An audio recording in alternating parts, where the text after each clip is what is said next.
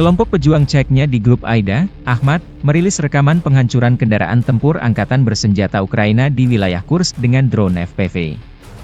Awak drone FPV Ahmad menghancurkan 2 kendaraan lapis baja milik Ukraina. Salah satunya berada di desa Mihailovka, wilayah Kursk.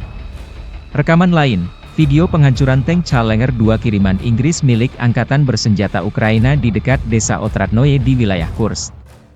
Kendati pun sudah disamarkan, kendaraan tempur dari London ini menjadi santapan empuk drone FPV Rusia. Video dipublikasikan 16 Agustus.